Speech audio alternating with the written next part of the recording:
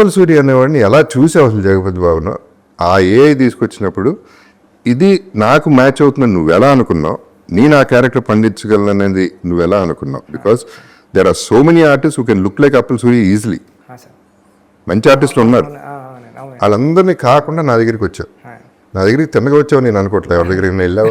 నిజం చెప్పు. నిజంగా నేను ఆలోచించుకుని ఉంటాను కానండి ఎవరికి వెళ్ళి నేరేషన్ అప్పల్ సూరి. ఏం ఆలోచించుకున్నావు చెప్పు.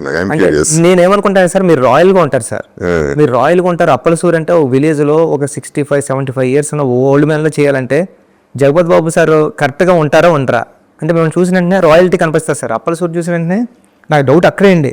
అప్పల్ సూరిని చూసిన వెంటనే అప్పల్ సూరి చాలా సింపతి పర్సన్లా ఉండాలండి.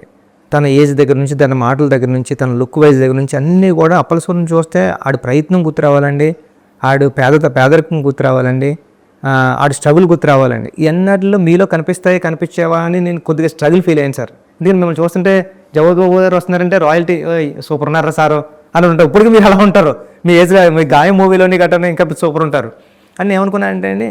అప్పుడు నేను ఏఏలో ఫోటో డిజైన్ చేయించుకున్నాను సార్.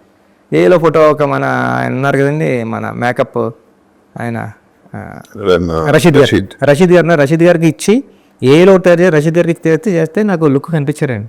ఓరు నాయన జేబీ సార్ కరెక్ట్గా ఉన్నారు, మనం గెలిపోవచ్చు అని మీ దగ్గరికి వచ్చి నేను నేరేషన్ ఇచ్చానండి. అస్సలు ఎవరి దగ్గరికి వెళ్ళలేదండి నేరేషన్కి ఈ ఫిల్మ్కి. అయితే మైండ్లో ఇంకెవరు ఉన్నారు? మైండ్లో ఎవరు లేదు సార్. సరే ఓకే.